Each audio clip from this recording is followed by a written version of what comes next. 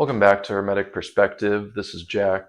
I know it's been a while since the last video, and I'm sorry about that. I actually transferred schools. I was going to a community college before, so transferring to a real university has been a bit of a process. I had to move and everything like that and get adjusted to new classes.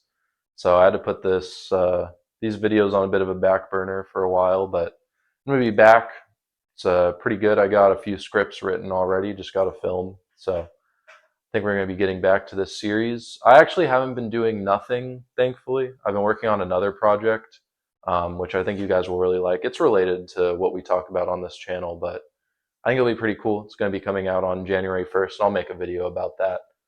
But yeah, so I hope you guys have been doing well, and let's jump back into the Republic here. All right, so let's get into it here. We're going to be talking about Book 3 of the Republic still.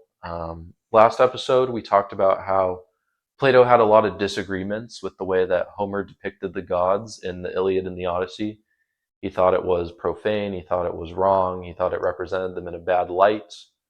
And if you fast forward to the time of Proclus, which was around 4 and 500 AD, there was a lot of pressure on him and the other Neoplatonists to build a united body of Greek literature from which they could draw from and kind of have a movement, so to speak, for the protection and revival of Greek paganism against the incoming Christianity, which ultimately did end up displacing that. So they were justified in their fear. And to that end, Proclus wrote essay number 6 of his commentary on the Republic, which discusses why, actually, despite Plato criticizing Homer, they're actually in a greater agreement about the nature of the gods. And their disagreement is simply that Plato is going about describing the gods in a more direct way, in a more philosophical way, and Homer does it in an allegorical way. And Plato's disagreement with Homer is not necessarily that they had an entirely different conception of the gods. It was simply that Plato thought that the allegorical way of teaching about the gods was not suitable for release to the public. He thought that people wouldn't be able to understand the allegories and they would get wrong ideas about the gods. So it's not that Homer was wrong or anything like that. It was just that Plato disagreed with the way he was going about talking about the gods. So it was very important for Proclus to prove that, and that's what we're going to be talking about this video. In an earlier video, I talked about Platonism as an extension of and having continuity with earlier Greek mystery schools like the Orphics and the Eleusinian mysteries. And these schools were extremely restrictive in their membership. They believed that only a select few individuals were worthy to be initiated into the true understanding of Greek myth, right? So you have these stories from the Orphics about the murder of Dionysus, for example. It's not supposed to be them saying, this is what the gods do, this is what the gods are like. No. It's meant to be an allegory. It's meant to portray some kind of fundamental truth about reality, about the universe. It's just using the gods as vessels to talk about these things. Where, in the modern day, we might read Hegel, and he just talks openly about what's going on with consciousness, with the mind, whatever, fundamental laws of the universe. In ancient times, they would do it through allegory. That's what it was. So throughout the Republic, and especially in Book 3, Plato echoes this sentiment of the earlier mystery schools. He thinks that the vast majority of people are not prepared to read Homer in the way that he's meant to be read. That's why he's worried that if the gods are depicted in the way they're depicted in the Iliad and the Odyssey, people are going to get the wrong idea about them because they don't understand and they haven't been initiated into the understanding that these stories are meant to be allegories. So Proclus, in Essay 6 of his commentary on the Republic, is going to talk about what these allegories in Homer mean and how they agree with Platonism. One final point here. According to Proclus, Plato believed that there were two types of myths, the educational myth and the initiatic myth. The educational myth is your straightforward myth trying to teach a moral lesson to the public. It's going to depict the gods in a good, benevolent light, and it's going to be easy to understand. Now, the initiatic myth is where you're going to have allegory. The gods are going to be behaving in low, irrational ways in order to transmit some kind of higher truth about the nature of reality, the mind, whatever it may be. So Plato's point in criticizing Homer is not that he's wrong. In fact, Plato says that he's divinely inspired. It's just that his myths have been misused for education, when really they should be seen as initiatic myths, which should only be heard by the few who have been initiated into the knowledge required to understand them on a deeper level. Otherwise, when these myths are used for education, it gives people wrong ideas about the gods and misaligns their ethical and civic virtues. So, Plato's first objection against Homer is really the very foundation of the Iliad itself, that being a divine struggle which pits the gods against each other using the Trojans and Greeks as proxies for their own struggle amongst themselves. Plato argues that this very premise is impossible and is in fact deeply offensive, as there should be no division or dissension among the gods who are unitary beings and would not engage in such dividedness characteristic of the lower realms of existence. Proclus favors an allegorical justification for this part of the story. He posits that the gods in Homer are not actually meant to be gods, literal depictions of the gods, that they're simply symbols representing the division in the procession of existence between limit and the unlimited. The monad, the indefinite dyad, the Dionysian, the Titanic, the Zeusian, and the gigantic, the incorporeal and the unmattered, the fundamental divide which we talk about so much on this channel. The gods act not as gods, but as tools to represent that which cannot be easily represented. So we can only talk about these things in abstract terms, really. The gods give it some kind of symbol to latch onto and make it easier to talk about. So that's Proclus's main point here. The gods fighting each other is not Homer literally saying that the gods are fighting each other. Instead, he's using them as symbols to represent the conflict between divine order and chaos, incorporeality and unmattered existence, etc., etc. It's worth noting that Proclus offers another explanation for this disagreement, and it's kind of a strange one. So we have to understand and discuss the idea of a godly procession. According to Proclus, there is not one Apollo, one Poseidon, or one Hephaestus. The monadic gods from the higher incorporeal realm have countless servants, they have angels, they have demons, that they use to assist with the governance and supervision of reality. These servants delight in sharing a name with the gods, so you might have the monadic Hephaestus, the highest form of Hephaestus, but he proceeds out from himself, and his servants also take the name of Hephaestus.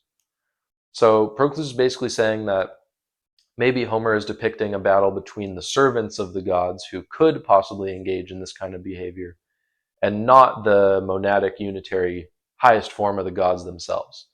Essentially, projections of the gods which take their names are engaging in this conflict.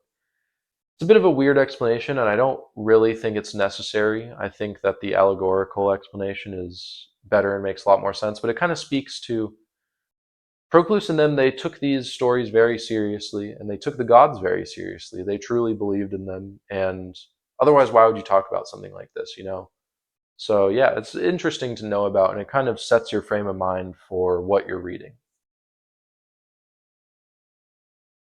So the next issue that we have is that in Homer's writings, the gods are held responsible for evil acts. And this obviously conflicts with the Platonic characterization of the gods as perfect, uncorrupted beings who are only responsible for good things. The specific passage that Plato takes issue with is this. Two Pythoi sit upon the threshold of Zeus, full of fates, one of fine things, but the other of wretched ones. Now, this obviously implies that Zeus is responsible for evil, as wretchedness flows from his jug, which should be impossible. We'll go over more examples of the specific evil acts which the gods commit in the Iliad and the Odyssey. The explanation that we get for this overarching contradiction throughout the two books is an elegant one, and it comes back to the nature of evil as we discussed last video. We understand that evil does not have its own standalone existence. It's simply a derivative of the good. So just as all lesser counterparts in the universal order of opposites are simply a derivative of its good counterpart, sickness is a derivative of health, injustice is a derivative of justice, so is evil a derivative of good. Therefore, Zeus, as the progenitor of the good, is also the progenitor of evil, though not directly. It's simply that his goodness was corrupted as it traveled down the ladder to us here in the realm of Genesis. So when Homer says that Zeus holds both good and evil in his hands, He's just saying that Zeus is responsible for all things, though evil only in an indirect way. Both good and evil come from him, but he does not create evil. We can also view this from a slightly different angle. Zeus is responsible for both the manifold procession of existence out of himself and into the realm of Genesis, as well as the recollection of the procession and the folding of it back into himself. He stretches out with the good, and even if the good becomes corrupted and becomes evil, he can still fold it back into himself and back into his allegorical pithoi. So next we have our first specific instance of the gods being depicted in a non-Platonic way in Homer. And that is with the breaking of oaths. So in Homer, we see the Trojans break their treaty with the Greeks at the urging of Zeus and Athena. That's a quote. And we run into a problem as we cannot write this off as an unintentional corruption of the good. It's the gods explicitly telling people to do something evil. So Proclus's explanation here is that the wickedness of the Trojans had to be punished in some way. Athena's urging to break the truce was simply an avenue to bring about this punishment. A doctor is not doing evil by cauterizing a wound, despite it hurting the patient, just as the gods are not doing evil by exposing and punishing wickedness here, even if it takes them doing something which would ordinarily be considered evil. It's another allegorical representation of the gods' total dominion over Genesis. They hold the beginning, end, and middle of things in existence and direct all parts, even if they are evil. This is similar to the justification for the dream Zeus sends down to Agamemnon, which deceives him, this implying that Zeus lied. Proclus explains this as well as either a necessary evil that has to be done in order to punish Agamemnon, or as him simply misinterpreting the dream due to his irrational, incomplete existence. So you might be thinking this justification seems a little iffy, and I thought the same thing too when I first read it. It kind of almost seems like a cop-out from Proclus. But what he's really saying is essentially that the gods act in ways which man may not be able to interpret completely accurately, and we may just not have the ability to understand what they're doing.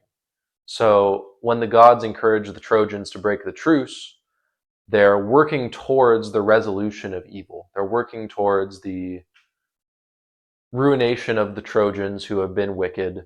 And even if they have to tell someone wicked to do something also evil, it's part of a grander vision for good to triumph, basically. So the next objection that Plato has is on Zeus fomenting strife among the gods through Themis. So the issue comes from a scene where Zeus uses the lower god Themis to gather up all the other gods, and he gives them a directive on how to deal with the war between the Greeks and the Trojans. So first, Zeus says that under no circumstance are the gods allowed to interfere in the war. However, later in the conversation, he contradicts himself. He says the gods can interfere at their own discretion. So why would he do this? Why would he contradict himself? And why would he cause chaos among the ranks of the gods who now don't know which command to follow? So this comes back to the concept we discussed briefly earlier of procession from and reversion to Zeus. And that's essentially what Homer is trying to say here. He's cluing us into the monadic nature of Zeus. All the other and cosmic gods are contained within Zeus, and he is able to allow them to proceed from himself, and he can revert and fold them back into himself at will. And that's what he's doing in this scene. When he gathers the gods up and tells them they're not allowed to intervene in the war, he is folding them back into himself. He's taking away their agency, saying, you can't do this because you're a part of me. I tell you what you can and can't do. I'm folding you back into myself. When he then later says they can interfere at their own discretion, he's allowing them to proceed from himself once again. He's giving them their agency back, and he's allowing them to proceed out as projections of himself. So that's what Homer's trying to say here, according to Proclus. He's not having Zeus simply contradict himself. It hints at the real nature of the gods and Zeus as the monadic entity. It's a clever way to emphasize the point that everything which exists, even if it seems to be separate from the monad, is really still a part of it, even the other gods under Zeus. Next, we have the issue of the gods shape-shifting, and Plato takes issue with Homer depicting gods as shapeshifters and characterizing them as taking all sorts of forms, when we established last video that this is simply impossible due to the nature of the gods, and if you would like to see that, please check that video out. So, Proclus gives us a few different explanations for why this is. First, he says that the gods are not changing, but simply the observer's perception of the god is, and that perception is changing based on the observer's station in the hierarchy of the soul. So the different levels of development of the soul, you could say, and when we say development, we mean detachment from the body. So as the soul becomes more detached from the body, or if it becomes more attached to material existence, it's going to see the gods in different ways, because a soul which is still attached to a body, still attached to enmattered existence, is not going to be able to view the real form of the gods because they're incorporeal. You can't view something incorporeal while you're still attached to a enmattered body, right? So he's saying that the different levels, such as intellect, sense perception, fantasia, they would all interpret the gods differently, as they are superiors and in a lot of ways elude human comprehension. Another explanation requires us to think about the nature of the universe in Platonism, right? So all things are emanations of the One, the gods emanate from the One, and everything else emanates on down from the gods through existence. So again, with the procession and reversion that we discussed earlier, all things proceed from the gods, therefore the gods contain all things within themselves, right? So if this is the case, you would expect them to contain multiple images. And this is represented in Homer's writings by Proteus, who is a being said to change form each second he is being observed. So just imagine if you were looking at him, he would be constantly changing forms at all times into a million different things, right? And we interpret this allegorically. We can understand that Homer is just trying to show us that all things are contained within these gods. Everything is within them. There's nothing without them. And that's why when they're observed by people, they may appear in different ways. It's not really shape-shifting. It's just the human mind trying to grasp that which it fundamentally cannot grasp, and trying to grasp a million things at once. Plato next takes issue with the depiction of Hades in Homer's writing.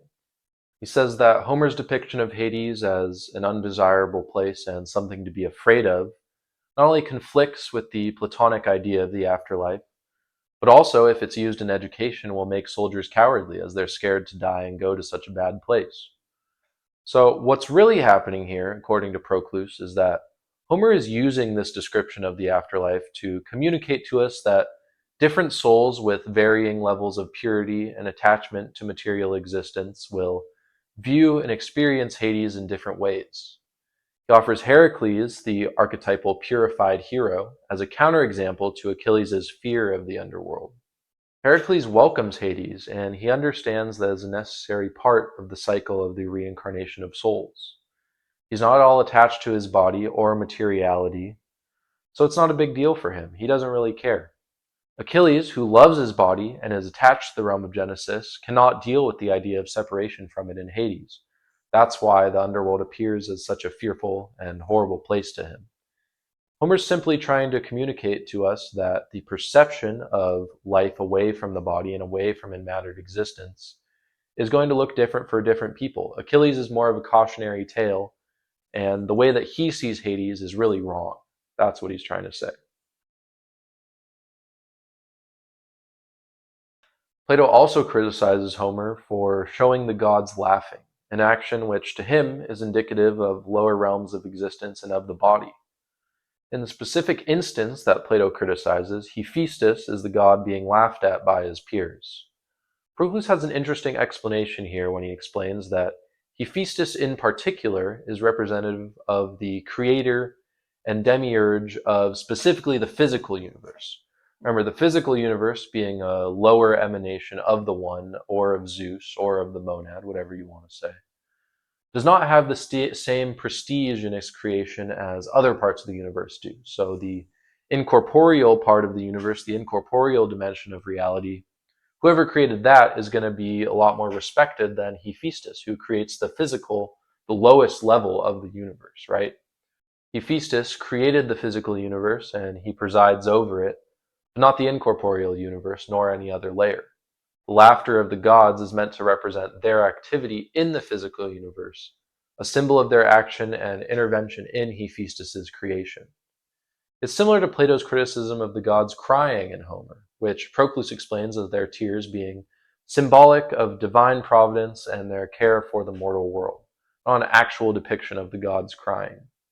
In both instances, Proclus explains the strange behavior of the gods as being symbolic and representative of some kind of interaction with the realm of Genesis. I think in addition to the laughter being representative of the other gods' activity in Hephaestus's realm, it's also just trying to say that the physical universe is lower on the totem pole. So the other gods don't respect Hephaestus as much. They're laughing at him because he created that which is the lowest. Obviously, in Platonic thought, there shouldn't be a hierarchy among the gods, and this wouldn't happen. But allegorically, I think that's what it's trying to say. So, in what I think is probably the most interesting section of Proclus's commentary, he addresses Plato's criticism of the depiction of the union between Zeus and Hera.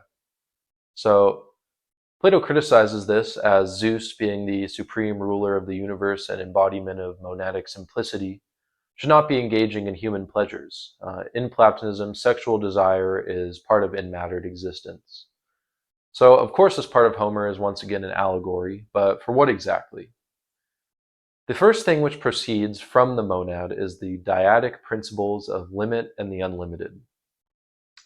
These principles are the initial divide which everything else in existence then proceeds from. All the allegorical oppositions, Dionysus and the Titans, Zeus and the giants, Apollo and Dionysus, as well as often in poetry, the male and female forms. And we see this a lot in alchemical imagery, the male and female principle as being personifications of these opposites, right? So, thus, the union of Zeus and Hera is an allegorical reconciliation of the dyad. It's a climbing back towards the monad. Hera is representative of the unlimited, the female principle, and Zeus of the limit, the male principle. Of course, the unlimited is a derivative of the principle of limit, just as we discussed with evil as a derivative of good. So the union takes on a dual meaning here, both a hypercosmic one and an encosmic one.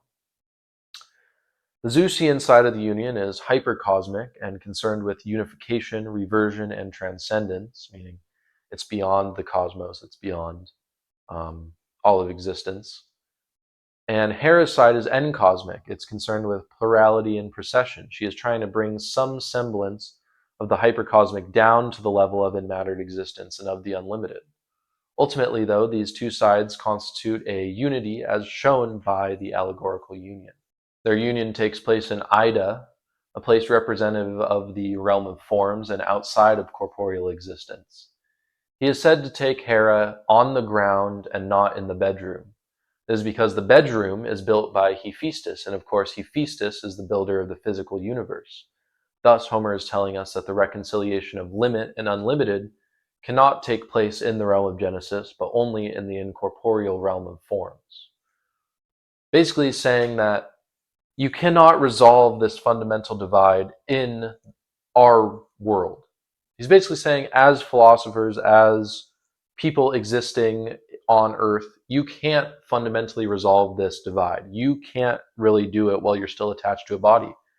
It can only be resolved in the realm of forms, in corporeality, and when your soul is detached from your body.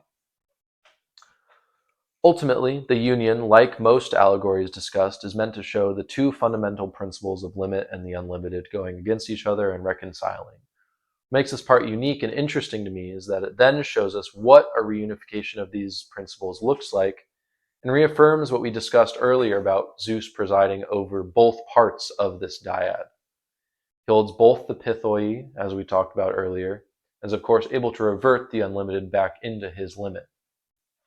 And additionally, this is really interesting to me because as someone who is really into alchemical hermeticism, and which I will talk about more on this channel eventually, the idea of a divine union between these two fundamental opposing principles is exactly the same as the reddening or rubedo in the alchemical magnum opus, right?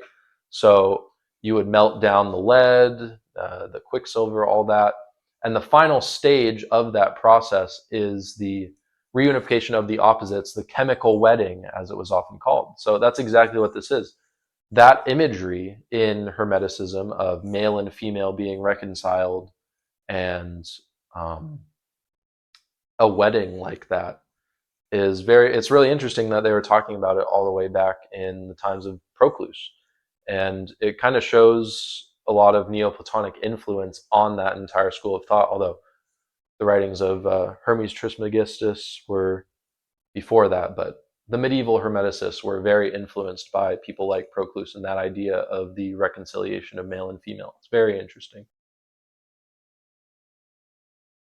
So for our final objection of Plato to Homer, and there were a few that I left out because they're just kind of repetitive, talking about the same things, it's an allegory, order versus chaos, etc.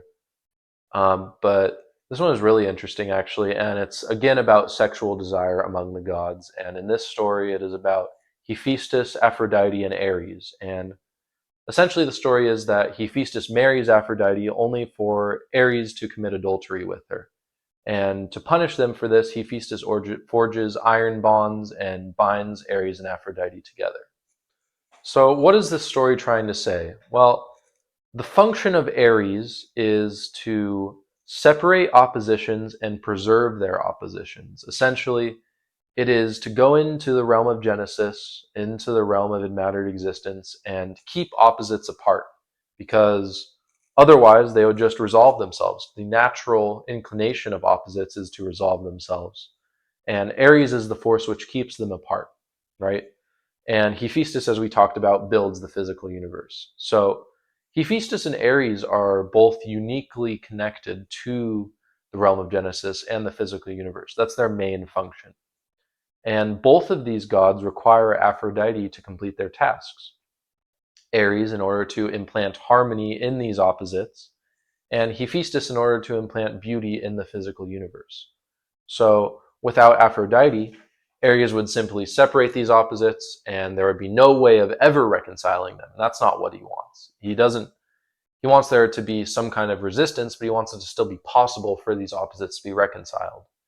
And if Aphrodite wasn't around Hephaestus, he would not be able to put any kind of higher principle of beauty or of incorporeality in the physical universe. So without Aphrodite, there would be no way of advancing from physicality to incorporeality. And that's what this myth is trying to represent. Both Hephaestus and Ares engage with Aphrodite and need Aphrodite, and that's why they both engage with her in marriage and in adultery. But Hephaestus engages with Aphrodite at a higher level, while Ares does so at a lower level.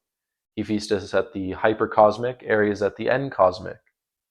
And we see this because Hephaestus engages with Aphrodite on the level of marriage, and Ares does so on the level of adultery, right? Hephaestus also marries Aphrodite at the will of Zeus, and this is because that communion is part of a higher order. It's Zeus wants there to be some kind of harmony and beauty in the physical world, right? When Hephaestus puts the two of them in chains, when he puts Ares and Aphrodite together in chains, he's really bonding the principles of harmony and of opposition together. And he's essentially giving souls in the encosmic world a chance to ascend out of the realm of Genesis. He's making sure that all opposites have some sort of harmony within them from Aphrodite. He's guaranteeing that it's possible to ascend further, right? Eventually, Hephaestus removes these bonds at the request of Poseidon, because Poseidon, as presiding over the realm of Genesis specifically, and it's important to remember, the realm of Genesis is not exactly the same as the physical universe. The realm of Genesis is specifically on Earth, the level that we are at. There are levels above us that are still not incorporeal, as we discussed in the Phaedo analysis. But Poseidon, as presiding over the realm of Genesis, wants Genesis to continue. He doesn't want there to be the ability for souls to ascend. And that's why he has Hephaestus get rid of these bonds, because he wants to continue the eternal cycle of metempsychosis. he wants reincarnation to continue forever and ever, these souls to be trapped on this hamster wheel for all of eternity, because that's his job, that's his function as Poseidon, as the lord of the realm of Genesis, where we find ourselves. So it's really an extremely interesting myth, and I would suggest you read more about it because it really shows the different functions which were assigned to all of these gods, and I find it extremely interesting. Yeah. So there you go. That's the end of Plato's criticism of Homer, and also the end of Book 3 of the Republic. And this video was equally about Book 3 of the Republic, and really more about Proclus's essay on that, on essay 6. So I would encourage you to read that essay if you can get your hands on it, which it should be pretty easy. It's online as a PDF. You can find it. Just look up a Proclus Commentary on the Republic, Volume 1. But I think Proclus does a good job of showing that there's some kind of overarching agreement between Plato and Homer here. I think that, especially if you go back and read the Iliad and the Odyssey with an eye for allegory and looking at it with the mindset of being a more esoteric text, I think it becomes pretty clear that that's what it was meant for. I really don't think that it was meant to be taken as literal account of what was happening or what happened, obviously. And I don't think it was meant to be an educational text or something trying to instill certain virtues and morals in you. I really do think it was meant to be allegory. I think that Proclus was correct about this. But it's really an interesting read, and if you have the time, I would go back and read the Iliad and the Odyssey with that eye. I think it's worthwhile to do. But yeah, I really enjoyed making this video. I got to talk a lot more about parts of Neoplatonism that I like a lot more, and I think going forward in the Republic, there's going to be a lot more of that, a lot more metaphysical commentary as opposed to just more surface level stuff like in books 1 and 2. So yeah, I just want to say thank you for watching. Sorry again that it's been so long since the last upload. I just got busy with stuff, but I got a real nice plan set up here, and 2026 is certainly going to see a lot more uploads. I've got a couple scripts written already, and with my other projects too that you guys are going to see in a couple weeks, I think it's going to be a really good year. I hope you guys will want to be a part of it. And yeah, got a lot of good stuff coming, and not just on Plato, on other stuff too. So I think it'll be really cool. Thank you guys for watching, and see you in a couple weeks for next video.